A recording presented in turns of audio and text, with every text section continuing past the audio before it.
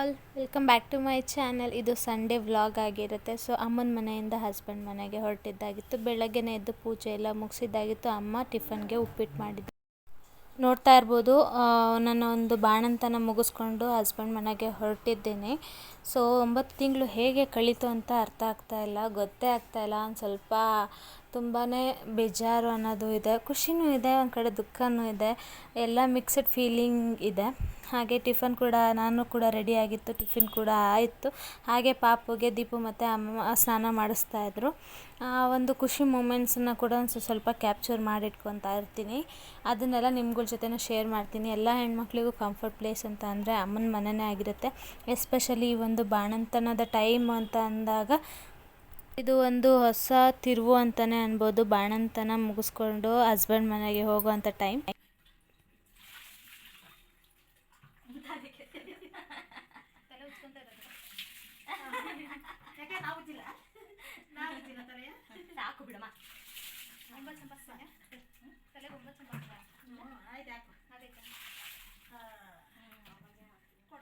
So ಅವನು ಕೂಡ ಸ್ನಾನ ಮಾಡಿಕೊಂಡು ನೀಟಾಗಿ ಫೀಡೆಲ್ಲ ತೊಗೊಂಡು ನೀಟಾಗಿ ನಿದ್ದೆ ಮಾಡ್ತಾಯಿದ್ದ. ಹಾಗೆ ರೀಲ್ಸಿಗಿರಲಿ ಅಂತ ಹೇಳಿ ಹಾಗೆ ಚಿಕ್ಕ ಚಿಕ್ಕ ಕ್ಲಿಪ್ಪಿಂಗ್ಸ್ ಎಲ್ಲ ತೊಗೊಂಡಿರ್ತೀನಿ ರೀಲ್ಸಿಗೆ ಅಂತಲೇ, ಅದನ್ನು ಕೂಡ ನಿಮ್ಮ ಜೊತೆ ಶೇರ್ ಮಾಡ್ತಾಯಿದ್ದೀನಿ. ಹಾಗೆ ಅಮ್ಮ ದಾಳಿಂಬೆ ಎಲ್ಲ ಸುಲಿದಿಟ್ಟಿದ್ರು ಖಾಲಿ ಮಾಡಿ ಅಂತ. ಇನ್ನೊಂದು ಸ್ವಲ್ಪ ಇತ್ತು, ಅದನ್ನು ಕೂಡ ಖಾಲಿ ಮಾಡಬೇಕಾಗಿತ್ತು. ಬಟ್ ಅದನ್ನು ಹೊರಡೋ ಟೈಮ್ನಲ್ಲಿ ಖಾಲಿ ಮಾಡಿಕೊಂಡೇ ಬಂದ್ವಿ. ಹಂಗೂ ಹಿಂಗೂ ಮಾಡಿ ಹೊರಟ್ವಿ.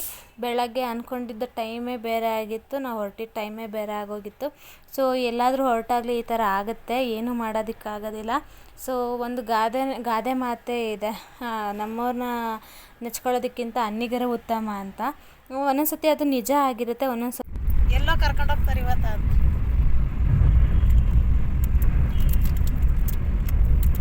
ಕೆಲವೊಂದು ಸತಿ ಯಾರ ಮೇಲೂ ಡಿಪೆಂಡೇ ಆಗಬಾರ್ದು ಅನಿಸ್ಬಿಡುತ್ತೆ. ಬಟ್ ಏನು ಮಾಡೋದು, ನಮ್ಮವರು ಅಂತ ಮುಖವಾಡ ಹಾಕ್ಕೊಂಡು ನರಿಗಳ ಬುದ್ಧಿನ ತೋರಿಸ್ಬಿಡ್ತಾರೆ, ಏನು ಮಾಡೋದಕ್ಕಾಗೋದಿಲ್ಲ. ಇದು ಯಾಕೆ ಹೇಳ್ತಾ ಇದ್ದೀನಿ ಅಂತ ಇನ್ನು ಅಪ್ಕಮಿಂಗ್ ಬ್ಲಾಗ್ಸಲ್ಲಿ ಹೇಳ್ತಾ ಬರ್ತೀನಿ. ಹಾಗೆ ನಾವು ಬೆಳಗ್ಗೆನೇ ಹೊರಡಬೇಕಾಗಿತ್ತು, ಬಟ್ ಬೆಳಗ್ಗೆ ಹೊರಡೋಕ್ಕಾಗಿರಲಿಲ್ಲ. ಹಾಗೆ ಮಧ್ಯಾಹ್ನ ಆಗಿತ್ತು.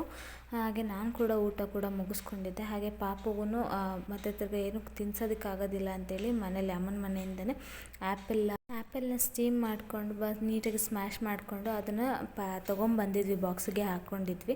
ಮತ್ತು ತಿರ್ಗಿ ಎಲ್ಲೂ ನಿಲ್ಸೋದಕ್ಕಾಗೋದಿಲ್ಲ, ಎಲ್ಲೂ ಹೋಗಿ ತಿನ್ನೋದಕ್ಕಾಗೋದಿಲ್ಲ ಅಂತೇಳಿ. ಹಾಗೆ ಎಷ್ಟೋ ದಿನದ ನಂತರದಲ್ಲಿ ಮಳೆನ ನೋಡ್ತಾ ಇರೋ ಅಂಥದ್ದು. ಬಿಕಾಸ್ ಬೆಂಗಳೂರಲ್ಲಿ ಎಷ್ಟು ದಿನದಿಂದ ಐತೆ, ಆದರೂ ಕೂಡ ನಾನು ಮಳೆ ಅನ್ನೋದನ್ನು ನೋಡೇ ಇರಲಿಲ್ಲ. ಬರಗಾಲದಲ್ಲಿ ಮಳೆ ಬಂದರೆ ಹೇಗೆ ಅನಿಸುತ್ತೋ, ಅದು ಬರಭೂಮಿಗೆ ಮಳೆ ಬಿತ್ತು ಅಂದರೆ ಹೇಗೆ ಅನಿಸುತ್ತೋ ಆ ಥರ ಫೀಲ್ ಆಗ್ತಾಯಿತ್ತು. ಹಾಗೂ ಹೀಗೂ 9 ತಿಂಗಳು ಮುಗಿಸ್ಕೊಂಡು ಅಮ್ಮನ ಮನೆಯಿಂದ ಹಸ್ಬೆಂಡ್ ಮನೆಗೆ ಹೊರಡಬೇಕಾಗಿತ್ತು. ಬಟ್ ಸ್ವಲ್ಪ ಅಂದರೆ ಹೇಳಬೇಕು ಅಂದರೆ ಜಾಸ್ತಿ ಟ್ರಾವೆಲ್ ಮಾಡಿರಲಿಲ್ಲ, ಒಂಥರ ಫುಲ್ ರೆಸ್ಟಲ್ಲಿ ಇದ್ದಿದ್ದರಿಂದ.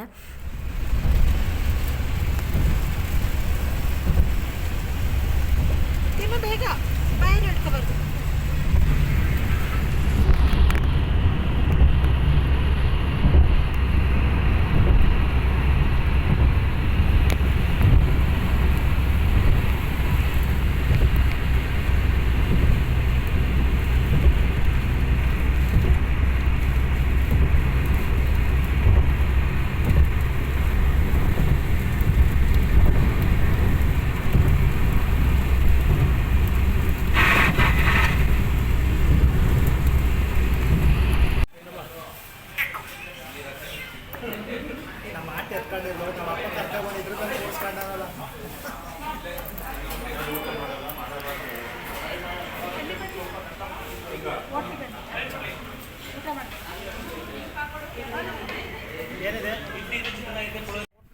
ಬಾಣಂತನದ ಟೈಮ್ನಲ್ಲಿ ಎಲ್ಲೂ ಹೊರಗಡೆ ಅಂತ ಹೊರಟಿರಲಿಲ್ಲ. ಎಲ್ಲೋ ಅಪರೂಪಕ್ಕೆ 1 ಸತಿನೋ 2 ಸತಿನೋ ಸ್ವಲ್ಪ ಜರ್ನಿ ಮಾಡಿರೋದುಂಟು.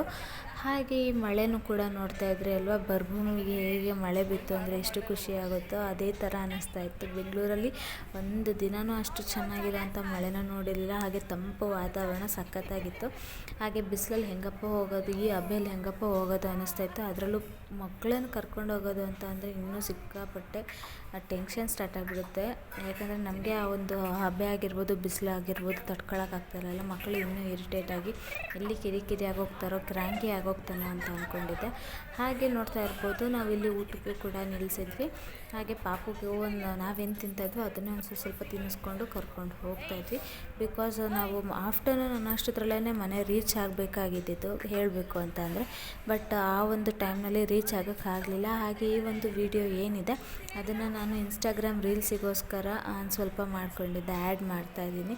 ಸೊ ನನ್ನ ಮಗನ ತುಂಟಾಟ ಆಗಿರ್ಬೋದು ಅದನ್ನೆಲ್ಲ ಕ್ಯಾಪ್ಚರ್ ಮಾಡ್ಕೊಳ್ಳೋದಕ್ಕೆ ನನಗಂತೂ ಸಿಕ್ಕಾಪಟ್ಟೆ ಇಷ್ಟ ಆಗುತ್ತೆ.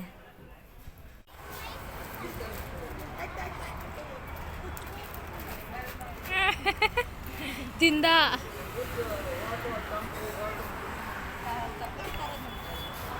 ಬೇಕಂತೆ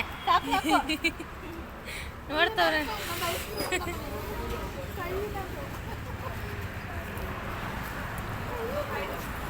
ಇನ್ನೊಂದ್ಸತಿ ತೋರ್ಸು, ಇನ್ನೊಂದ್ಸತಿ ತೋರ್ಸು ಏನು ಮಾಡ್ತಾನೆ.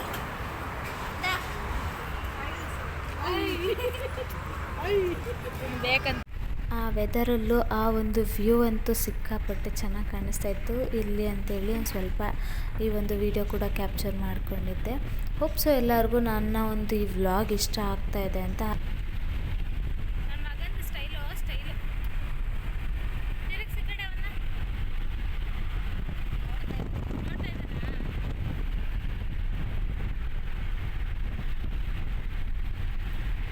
ಹಾಗೆ ಇನ್ನು ಯಾರಾದರೂ ನನ್ನ ಚಾನಲ್ನ ಸಬ್ಸ್ಕ್ರೈಬ್ ಮಾಡ್ತೀರಾ ನೋಡ್ತಾ ಇದ್ದರೆ ಈ ಕೂಡಲೇ ಸಬ್ಸ್ಕ್ರೈಬ್ ಬಟನ್ನ ಕ್ಲಿಕ್ ಮಾಡಿ.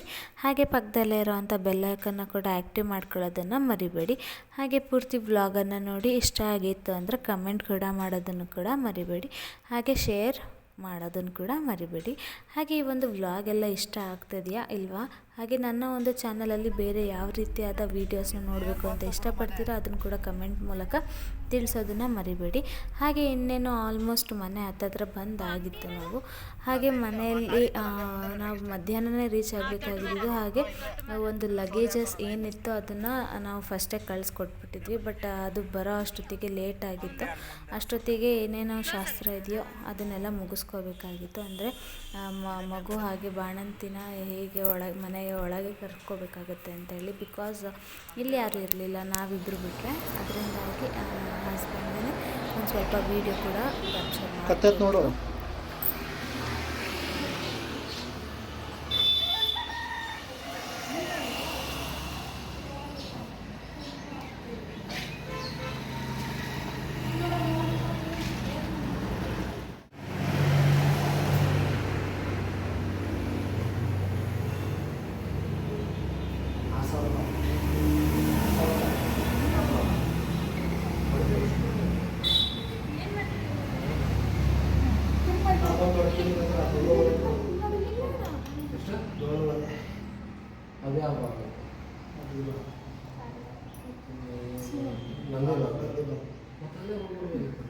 ಓದುತ್ತಿರುವ 7,000 ಕೊಡ್ತೀನಿ ಕೇಳಕ್ಕೆ ಬೇರೆ ಬಂದ್ಬಿಟ್ಟಿರಲ್ಲ. ಅವತ್ತೇ ನಾವು ಹೋಗಿ ಕೇಳೋಕೆ ಹೋಗಿ ಕೊಡ್ತೀನಿ ಅಂತ ಹೇಳೋಕೆ ಹೋದ್ರೆ ಅವತ್ತೇ ಮಾತುಕತೆ ಮಾಡ್ತಿರ್ತೀವಿ. ಹೋಗಿದ್ರು ಆ ಅಣ್ಣ ತಮ್ಮ ಫುಲ್ ರೋಡಿಸಮು, ಆ ಅಣ್ಣ ಒಬ್ಬ ತಮ್ಮನ ಎತ್ಬಿಟ್ಟು ಆ ಅಣ್ಣ ಒಬ್ಬರು ಎತ್ತು ಈಗ ಒಳಗೆ. ಹಾಗೆ ಈವ್ನಿಂಗ್ ಆಲ್ಮೋಸ್ಟ್ 5:45 6 ಗಂಟೆ ಆಗೋಕ್ಕೆ ಬಂದಿತ್ತು. ಆವಾಗ ನಮ್ಮ ಒಂದು ಲಗೇಜಸ್ ಏನಿತ್ತು ಅದನ್ನೆಲ್ಲ ಇಳಿಸ್ಕೊಳ್ಳೋ ಅಂಥ ಟೈಮ್ ಬಂತು.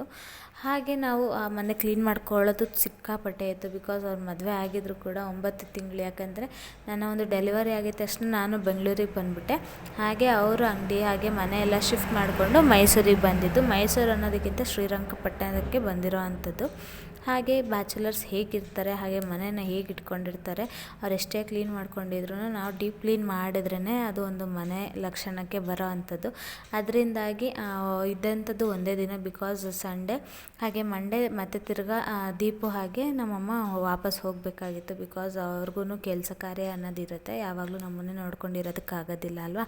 ಅದರಿಂದಾಗಿ ಲಗೇಜಸ್ ಎಲ್ಲ ಬಂತು. ಹಾಗೆ ಒಂದು ಮ್ಯಾರೇಜ್ ಆಲ್ಬಮ್ ಇದೆಯಲ್ಲ ಅದನ್ನು ನೋಡಿ ಎಷ್ಟೋ ದಿನ ಆಗಿದೆ ಅನ್ನೋ ರೀತಿಯಲ್ಲಿ ಇವ್ರು ಕೂತ್ಕೊಂಡು ನೋಡ್ತಾಯಿದ್ರು, ನಾವೆಲ್ಲ ಆಡ್ಕೊತಾ ಇದ್ವಿ.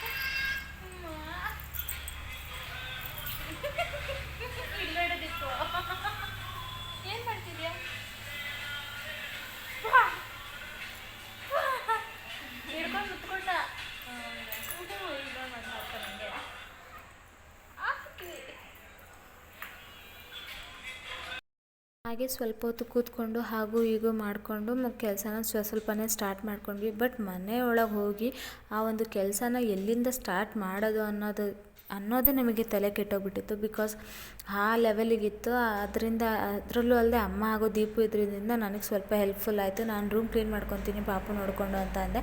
ಬಟ್ ಒಂದು ನಯಾ ಪೈಸಾ ಕೆಲಸನೂ ನನ್ನ ಕೈಲಾಗಲಿಲ್ಲ.